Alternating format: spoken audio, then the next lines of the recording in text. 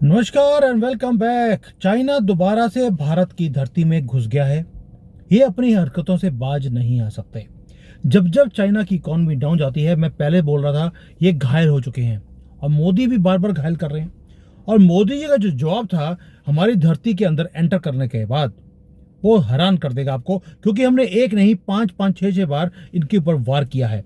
ये इतना ज्यादा रेटल्ड हैं कि अब इन्होंने हाईवे बनाने शुरू कर दिए हमारी धरती के अंदर घुसने के बाद।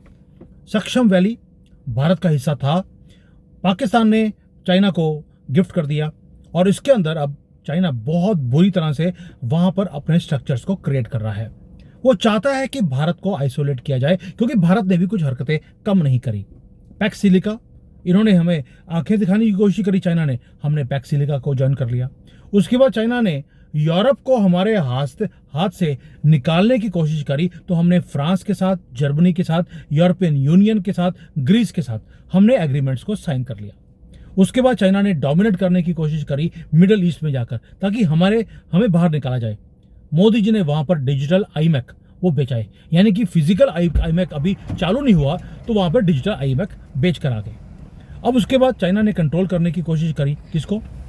जो ग्लोबल इंफ्रास्ट्रक्चर है उसको कंट्रोल करने की कोशिश करी, पूरे साउथ, जो ग्लोबल साउथ है उसके अंदर। और हमने क्या किया? हमने सुपर कंप्यूटर ही यहाँ पे बना लिया भारत के अंदर, वो सुपर कंप्यूटर जो दुनिया का सबसे ज्यादा पावरफुल सुपर कंप्यूटर बनने वाला है। उसके बाद चाइना ने प्रेशराइज करने की कोशिश करी अमेरिका को, कि अमेरिका के अलाइज को, और अमेरिका ने हमें लॉक कर लिया। कहां पर? पैक्स सिलिका में। दोस्तों, ये इतने ज्यादा राउंड्स के ऊपर डिप्लोमेसी चल रही है और हमारी इंडियन मीडिया सो रही है कि हो क्या रहा है। यानी कि चाइना हमारे ऊपर पंच पे पंच मारी जा रहा है और हम पंच भी वहां पे मार रहे हैं जहां पर दर्द हो भी तो दिखा नहीं सकते। आज बात करेंगे वो सारी चीजों के ऊपर जो चाइना कर रहा है और कर क्यों रहा है। मैंने पहले बोला था कि सक्षम वैली में घुस गया, तो हमने उसका जवाब दिया। एक्चुअली मैंने जान के बोला था। चक्कर क्या है, हम ऐसी हरकतें करते जा रहे हैं कि चाइना अब हमारी धरती में घुसकर वहां पे स्ट्रक्चर क्रिएट करने की कोशिश कर रहा है। लेकिन ऐसा क्यों?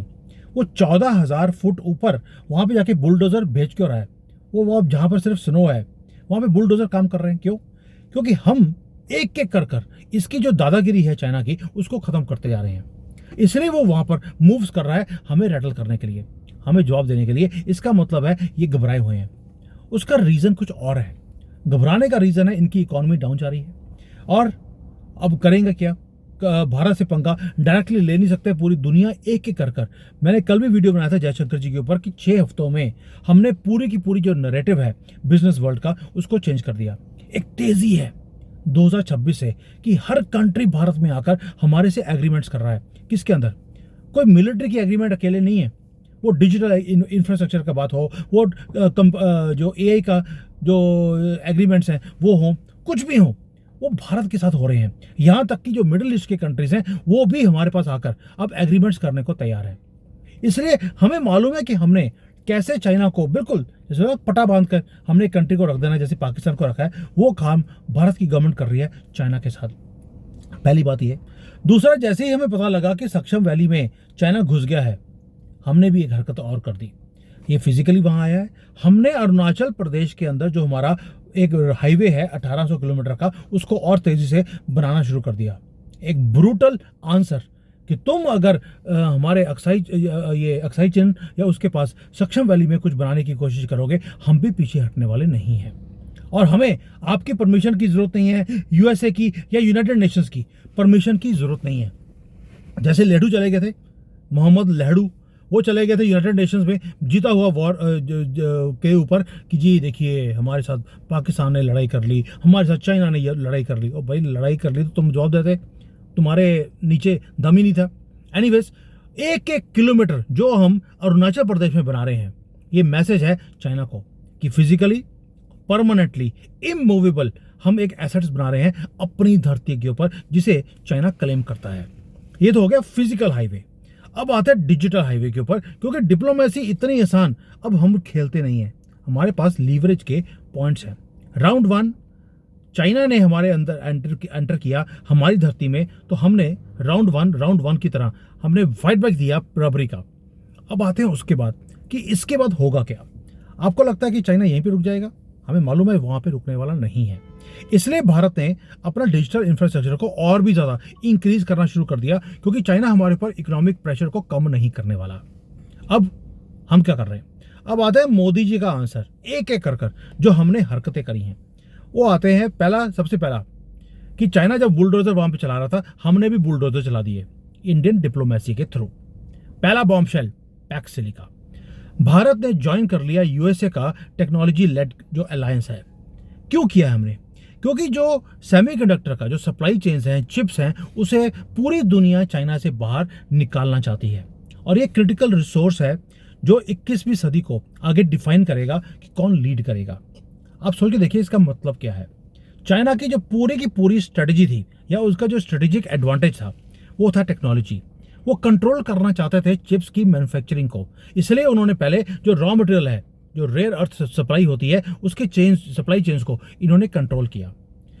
पैक्स सिलिका अब जो शुरू किया है वो सिर्फ इसलिए है कि चाइना की जो दादागिरी है उसको तोड़ना है, और इंडिया उसका नया मेंबर बन गया, और मोस्ट इंपॉर्टेंट मेंबर भी है। क्योंकि अगर आपको रेयर अर्थ के एलिमेंट्स चाहिए या आपको ये सारे के सारे सेमीकंडक्टर चाहिए, तो आपको इंडिया के जो सेमीकंडक्टर का मिशन है उसके साथ आपको अपने आप को अलाइन करना पड़ेगा। ये ऐसे ही आपको फैसिलिटी नहीं दी है। दूसरा, माइक्रॉन यूएसए की कंपनी है, उनकी फैसिलिटी भारत में ऑपरेशनल हो चुकी है। अब हम टेक सप्लायर नहीं रहे, अब हम प्रोड्यूसर हैं, ट्रस्टेड पार्टनर हैं, और उसके पीछे बैकिंग है यूएसए की। इसलिए जो चाइना का टेक्नोलॉजी का के ऊपर जो स्ट्रांग होल्ड था, कंट्रोल था, उसके अंदर हमने क्रैक कर दिए। राउंड 1 फिजिकली हमने अरुणाचल भी जीता, डिप्लोमेटिकली राउंड 1 भी हम जीत गए हैं। कहां से?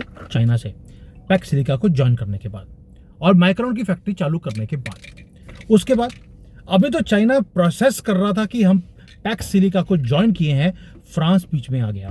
प्रेसिडेंट मैक्रोन अभी भारत में थे, उन्होंने जो भारत और फ्रांस के जो रिलेशनशिप है उसका नया नाम दे दिया special global strategic partnership. Who is France to give you a global strategic partnership? समझ नहीं आया?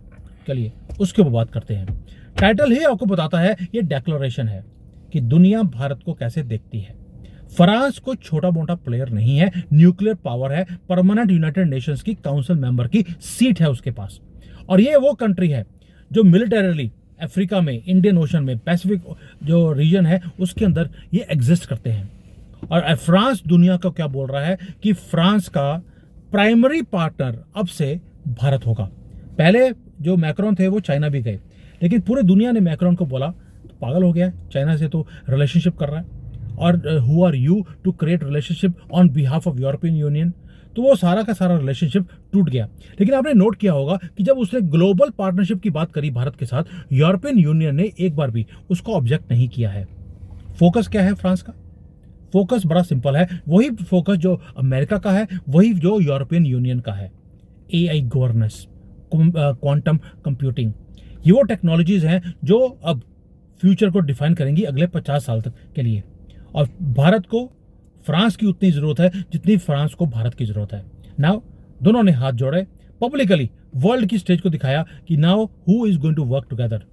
अब चाइना की प्रॉब्लम क्या है कि जो टेक अलायंस है उसको हम ज्वाइन कर चुके हैं। फ्रांस और यूरोपियन यूनियन हमारे साथ यहाँ पर बैठकर बातें कर रहे हैं न्यूक्लियर पावर की, एआई की, कंप्यूटिंग की। स्ट्राइक 2 हमारी तरफ से चाइना को, वो भी कहाँ? पेरिस में बैठकर नहीं, भारत में बैठकर। यानी कि हम धरती में, अपनी धरती में बैठकर अपने ही धरती को और डिप्लोमेटिकली और फिजिकली अपने आप को हम प्रोटेक्ट कर रहे हैं। ये तो हो गया दूसरा। तीसरा आते हैं यूएई को। आपको याद है मैंने कल भी वीडियो बनाया था कि सारे लाइन लगाकर भारत में आ रहे हैं।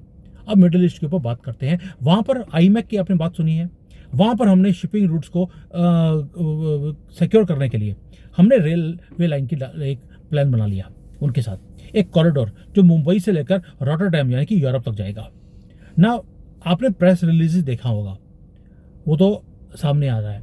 लेकिन जो डिजिटल हमने आईमैक बनाया है, जिसके ऊपर मैंने कल बात करी थी, हम डिजिटली भी काम कर रहे हैं। अपने जितने भी सबमरीन केबल्स हैं, कुछ भी है, उसको रेलवे लाइन के नीचे डाल दिया। रेलवे लाइन को आप उड़ा सकते हैं, लेकिन उसके नीचे जो नीचे बंकर्स के थ्रू जो रेलवे जाएंगी, ये सारी केबल्स जाएंगी, उसका क्या करोगे? साथ में हमने एक और कर दिया कि आईमैक को केबल बेचते बेचते हमने हाइड्रोजन में बेच दिया। एक नया ऐसा अलायंस बनाते जा रहे हैं हम लोग, जो डिज़ाइन किया हुआ है स्पेसिफिकली, ताकि ये जो सारे के सारे जो ये चाइना का पूरा स्ट्रांग होल्ड था मिडल ईस्ट के ऊपर, उसको तोड़ने के लिए ट्रेड रूट्स को कंट्रोल करने की कोशिश करी चाइना ने, हमने उसको भी तोड़ दिया। और किसको लेकर आ रहा है अभी? इसकी सारी जो पैरवी कर रहा है वो बहरीन कर रहा है। बहरीन के चाइना के साथ रिलेशनशिप बहुत ज़्यादा स्ट्रांग थे। बहरीन एनवॉयज को भेज रहा है पूरे गल्फ कंट्रीज के अंदर कि जल्दी से इस आईएमएफ को पूरा किया जाए। वो पैसे दे रहा है $20 बिलियन से ज़्यादा, क्योंकि रेड सी का जो एरिया है वो और ज़्यादा बॉयल अप वो होना शुरू हो गया। यानी कि पहले तो यूरोपियन यूनियन और फ्रांस को हमने अपने पाले में किया, उसके बाद अपना जो कश्ती का एंकर होता है उसको मिडल ईस्ट में डाल दिया, अरेबियन सी में, ताकि हमारा रास्ता वेस्टर्न यूरोप तक चले जाए। अब ये मैटर क्यों करता है? क्योंकि चाइना का भी एक वहाँ पे रूट जा रहा है, बेल्ट एंड रोड का। उसी रीजन में जहाँ पर वो पोर्ट्स बना रहे हैं, अपने इन्फ्लुएंस को इंक्रीज करने की कोशिश कर रहे हैं, वहाँ पर आईमैक एक डायरेक्ट काउंटर पंच है चीन को। ये तो सिर्फ अपना फिजिकल इंफ्रास्ट्रक्चर बना रहे थे, हमने डिजिटल भी बना दिया, ऊपर से अलाइन कर दिया अपने यूपीआई को ये सारे मिडल ईस्ट कंट्रीज के साथ। स्ट्राइक 3 वो भी हमने डाला है चीन के ऊपर। अब ये यहीं पर खत्म नहीं हुआ। मोदी जी जब जवाब देते हैं तो 360 डिग्रीज, जैसे सूर्य कुमार यादव हमारा खेलता है वैसे मोदी जी खेलते हैं, मोदी जी की टीम खेलती है। अब आता है यूएई की एंट्री, उसके साथ भी एक डील हमने साइन किया है। किसकी? यूएई के साथ किया है हमने, जहां पर अबू धाबी का जो एआई पावर हाउस है वो भारत में आ रहा है। यहां पर सुपर कंप्यूटर वो लगाने वाले हैं, सरफेस पे लगेगा, एक टेक्नोलॉजी की पार्टनरशिप है, गवर्नमेंट्स कोऑपरेट कर रही हैं एक दूसरे के साथ। ये बड़ा स्टैंडर्ड स्टफ है नहीं। अगर आप डीपली देखेंगे तो G42 जो ये मिडिल ईस्ट का है वो ऑपरेट करता है वेस्टर्न क्लाउड इंफ्रास्ट्रक्चर से बाहर, outside Amazon, outside Microsoft and outside Google. हम क्या कर रहे हैं? उनके साथ मिलकर एआई का कंप्यूट कैपेबिलिटी उसको क्रिएट कर रहे हैं भारत में, जहां पर वेस्टर्न गेटकीपर्स की जरूरत हमें नहीं पड़ेगी। अब ये मैटर क्यों करता है?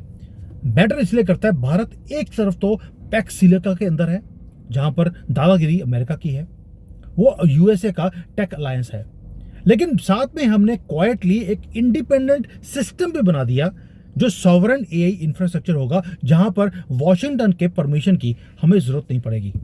कोई और कंट्री है जो अमेरिका के बीच में भी काम कर रहा है और अमेरिका के बिना भी काम करने की हिम्मत भी रखता है? यानी कि अब हम अमेरिका के अलाई बनना नहीं चाहते, इंडिपेंडेंटली अपने कंट्री को सेफगार्ड करने के लिए हमने कनेक्शंस को क्रिएट करना शुरू कर दिया। चाइना को लगा कि यार भारत या तो ईस्ट को ज्वाइन करेगा या वेस्ट को ज्वाइन करेगा।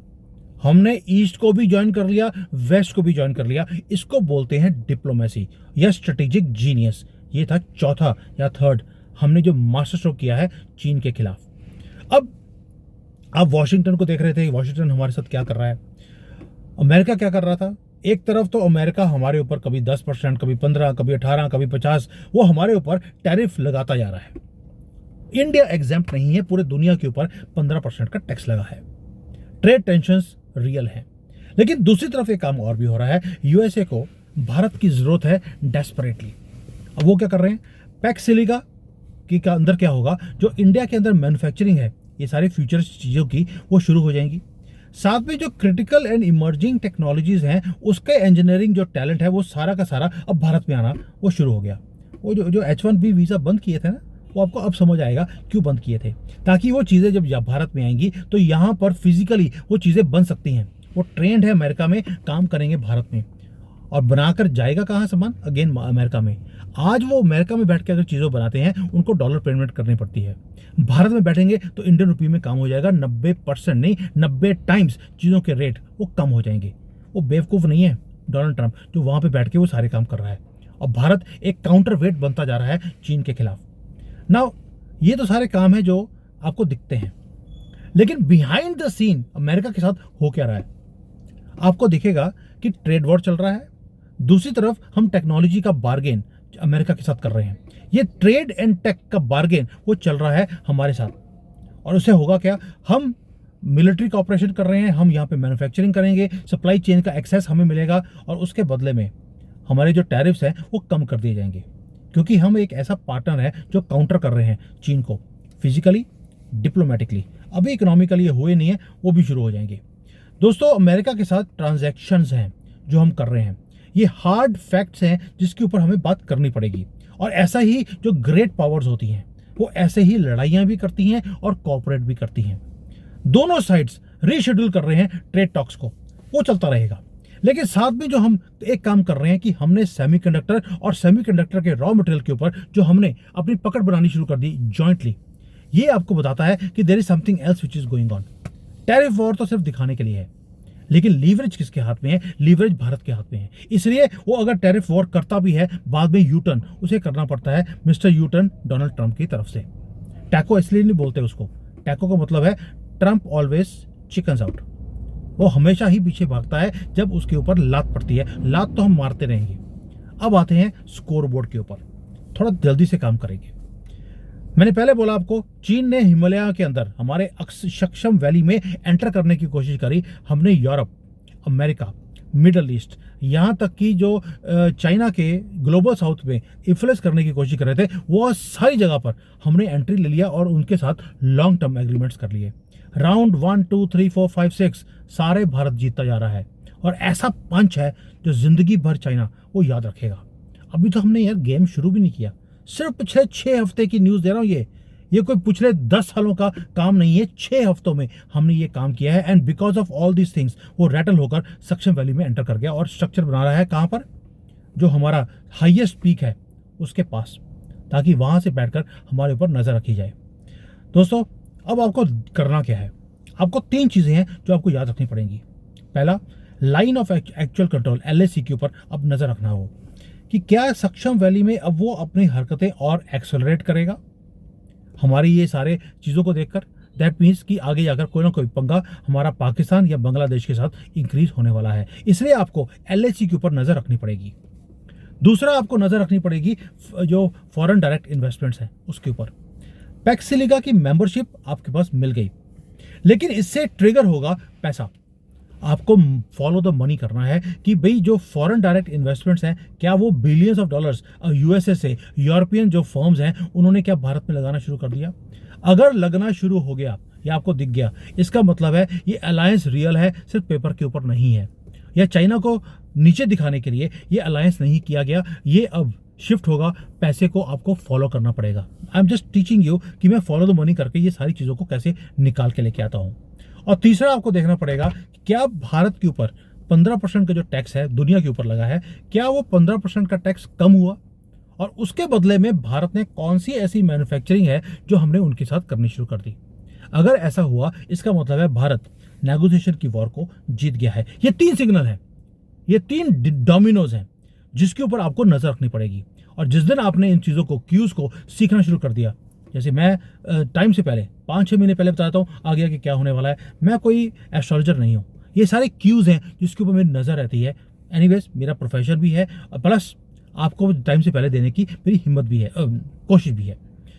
दोस्तों, जियोपॉलिटिकल चेस की गेम आपने रियल टाइम में मैंने आपको बताई कि क्या कर रहे हैं हम लोग। ये ऐसा पिंग पोंग है जो चीन और भारत के बीच में चल रहा है। चिप फैक्ट्रीज शिफ्ट हो रही हैं, सुपर कंप्यूटर्स लगने शुरू हो गए, डिप्लोमेटिक एक तेजी है जो मैं भारत में देखता हूँ। अभी मैं भारत आ भी रहा हूँ, मैंने बताया था आपको कि अगले 2-3 हफ्ते में मैं भारत आने वाला हूँ, बहुत लोगों को मिलने वाला हूँ। इवन मेरी कुछ मीटिंग्स हैं जो न्यू दिल्ली में सीक्रेट मीटिंग्स, वो मेरी अलाइन हुई हैं। वहाँ पर का जो आउटकम आएगा वो भी मैं आपको बताऊँगा। और ये है जो पावर गेम्स जो 2026 में भारत ने खेलनी शुरू कर दी। और मुझे खुशी इस बात की है, अब हम सुपर पावर की तरह हमने बिहेव करना शुरू कर दिया और हमने डिसीजंस लेने शुरू कर दिए। एग्रीमेंट्स हम ऐसे करते हैं, एक दिन में 19 एग्रीमेंट, 20 एग्रीमेंट, और वो भी कौन से जो अगले 50 साल तक वो चलते रहेंगे। चाइना ने पिछले 10 साल में एक एडवांटेज को क्रिएट किया अपने चाइना के फेवर में। भारत ने 6 हफ्तों में वो काम कर लिया। 6 हफ्तों में, पीस बाय पीस, पूरी दुनिया के सामने हमने वो किया है जो चाइना भी कर नहीं सकता। और आप जो वॉच कर रहे हैं वो एक डिफाइनिंग राइवलरी है जो अगले 50 साल तक चलती रहेगी। और अभी तो हमने गेम शुरू किया है और इनकी चिंगियों की चीखें निकल रही हैं। सो स्टे लॉक्ड इन, अभी और इंटरेस्टिंग वीडियो इसके ऊपर और बनाऊंगा मैं। थैंक यू, जय हिंद।